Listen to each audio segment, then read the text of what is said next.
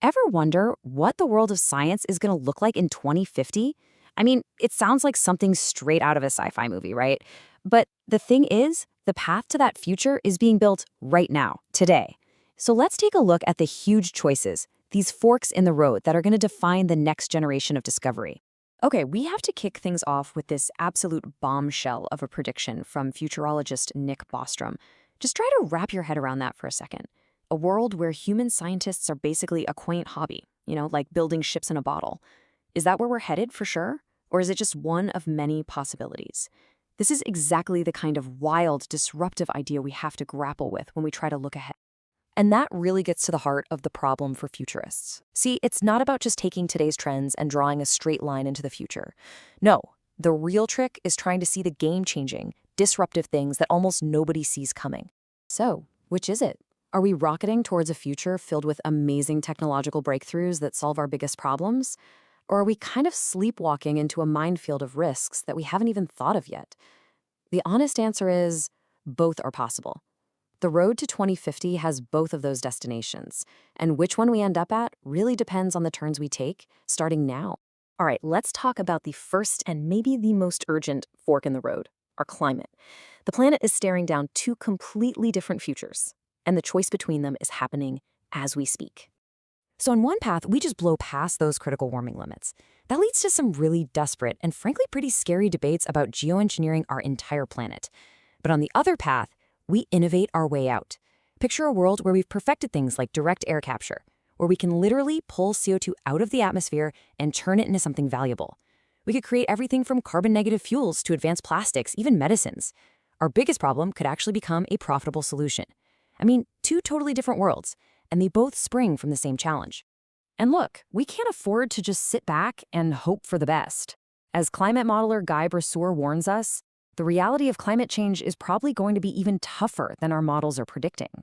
This isn't some far-off problem for our grandkids. It's coming at us fast. Okay, next up, a turning point that could totally redefine what it even means to be a scientist, or maybe even what it means to be human: the rise of artificial intelligence.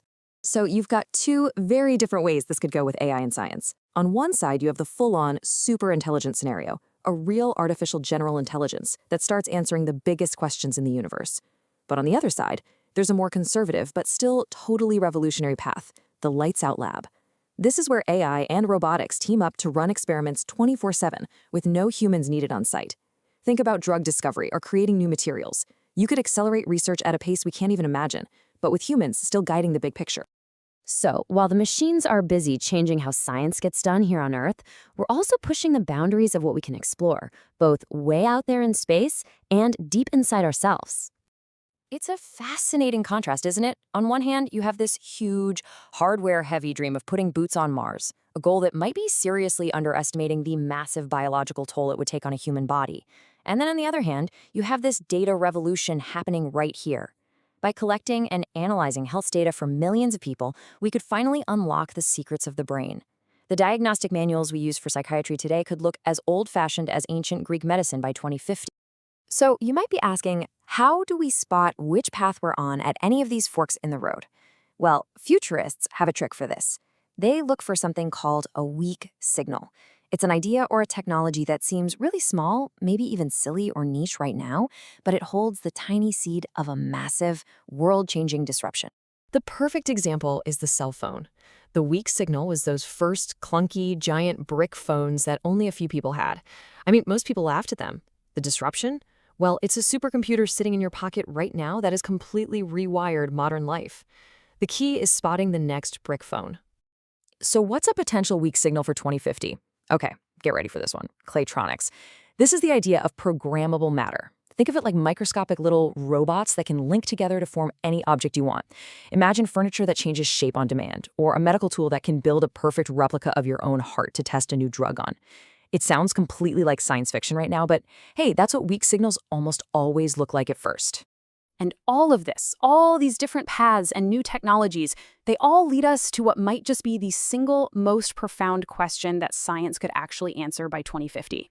100 million. That's not a typo. Based on how fast we're discovering them now, that's roughly how many planets we could find outside our solar system by the year 2050.